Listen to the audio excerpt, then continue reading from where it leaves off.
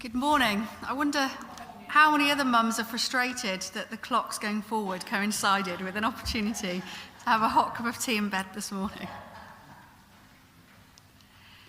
And also, for me, I wasn't meant to be preaching this morning. It was going to be Jan, so I'm standing in for Jan, who unfortunately isn't very well. She has COVID. She's okay, but obviously couldn't be here this morning. So this message is a combination of Jan's message and me. So hopefully I'll deliver it really well. And it certainly resonated with me and gave me lots to think about. So I hope it does you too. It would be easy to gloss over the passage that Martin just read to us. Oh, my first problem. Any ideas? Is it on there? Yes, brilliant, thank you. It would be easy to gloss over this passage, to ignore it as an unimportant issue in the inspiring growth of the early church. But this isn't an irrelevant issue, and it certainly isn't an issue that doesn't affect us, the church, today. It is as important today as it was then. In Acts 2, we read the amazing account of what happened after Pentecost, and it was awe-inspiring. That all who believed were together and had things in common. They were selling their possessions and belongings and distributing the proceeds to all as any had need. Yet, by the time we get to Acts 6, a complaint has been raised by the Hellenists that their widows were being neglected in the daily distribution. So what's going on? Who are these widows? Why are they being neglected? And does it matter? These are Greek-speaking Jewish widows, born in one of these countries. But having returned to their homeland, they have come to faith in the Lord Jesus. From the perspective of the majority of Hebrew converts, these are impoverished immigrants who can't even speak Aramaic. Or maybe they were just invisible. Nobody seemed to notice this oversight until it was highlighted by the Hellenists themselves. Luke doesn't record anything about how it all started to go wrong and the discussions initially, just the decision that was made by the apostles, who took immediate and decisive action. This was a legitimate, a serious complaint. These ladies, these widows, had been discriminated against, and it did matter. In fairness to the church leaders, this was totally uncharted territory for them. There was no handbook on how to do church. In fact, the word church, as we know it, didn't even exist. Their commission, their job was to preach the word.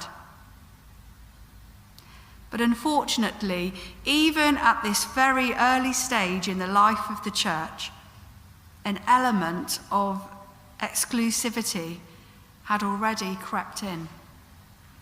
Us, the authentic Jewish believers, and them, the not quite us, the similar but different. This was not ethnic discrimination as such. These women were not exactly foreigners, but they were definitely immigrants, more like incomers with funny accents.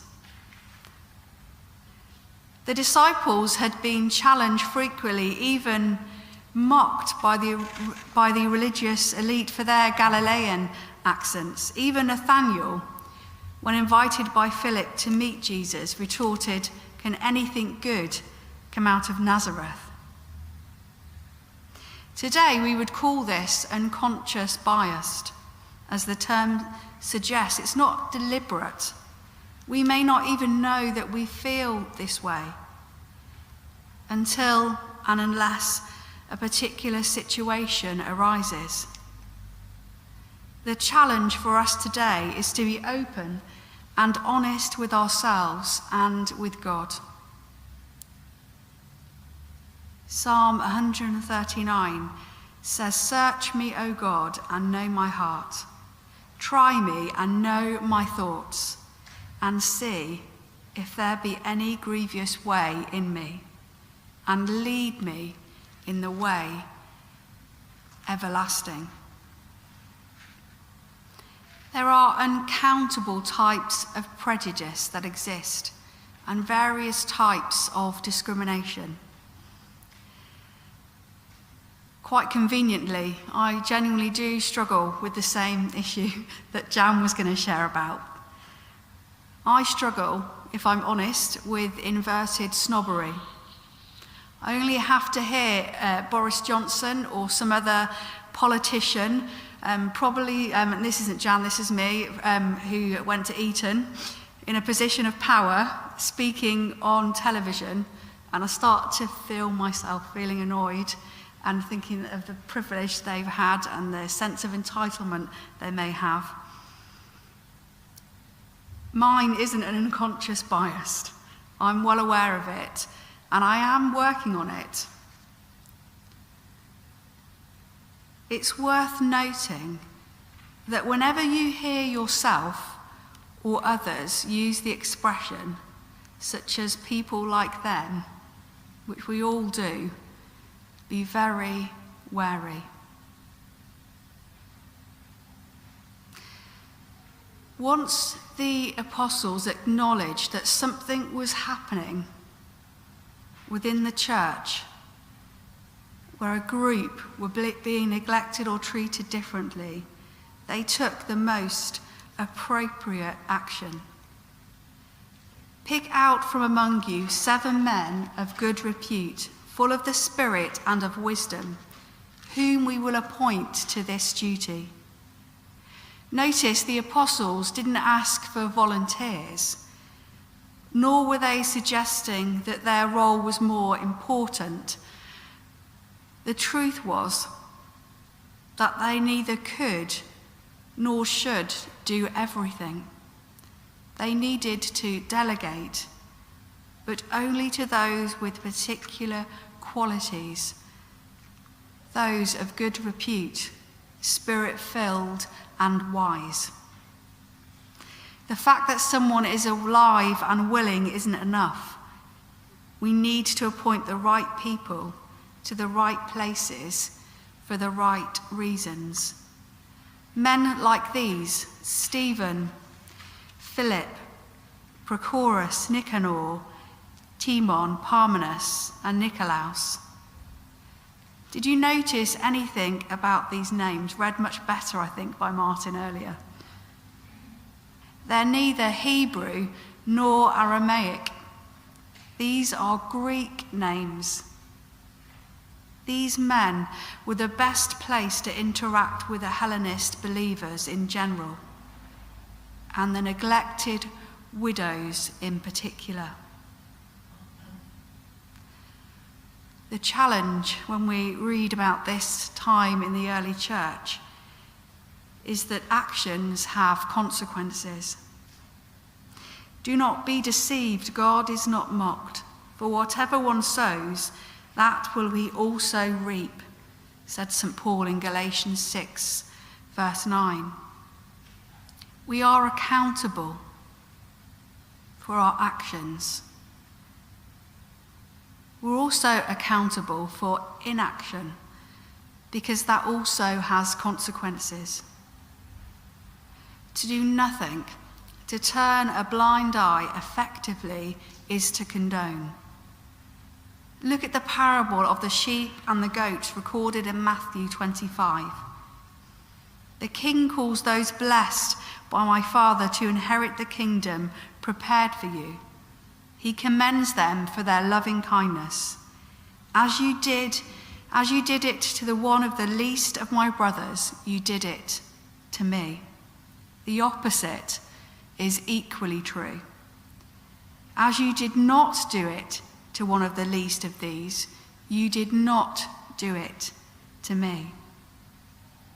So, Christ Church family, here we are in 2022, emerging from very difficult, unprecedented times. How can you do church when you aren't allowed to meet? How do you manage public meetings when restrictions are easing, but people may still be vulnerable and anxious?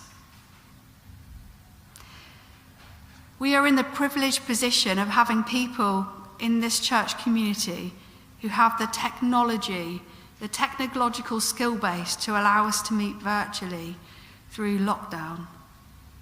We continue to live stream, which is a good thing, and there'll be people at home watching right now, or certainly watching later. We were not responsible for the pandemic. We didn't do anything wrong, but we have, and we still have to respond appropriately.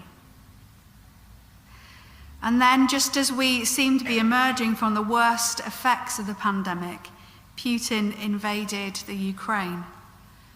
Again, we were not to blame, but we still have a responsibility, both personally and corporately together as Christ's body.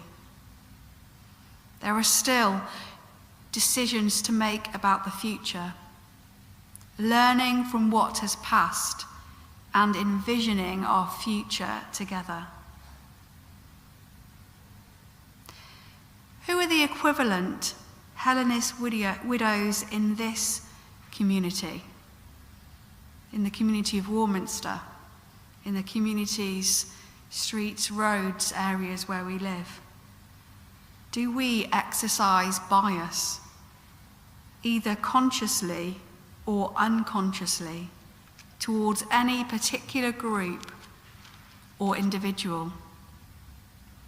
According to some recent research, the most disadvantaged group in Britain today are immigrants, refugees and asylum seekers, the homeless, travellers, and those with learning difficulties. This is a national picture, and it may not be entirely reflective of what the picture is in Wiltshire, but it's definitely worth considering, isn't it? Lord, when did we see you hungry and feed you, or thirsty and give you drink? When did we see you a stranger and welcome you, or naked and clothe you? And when did we see you sick or in prison and visit you? Truly I say to you, as you did it to one of the least of these my brothers, you did it to me. The title of this sermon was Problems into Opportunities. The early church acknowledged what was going on in their midst. They didn't sugarcoat it. Luke included it in the Acts of the Apostles. It speaks to us today. But through facing it, a new opportunity arose and new ministries flourished.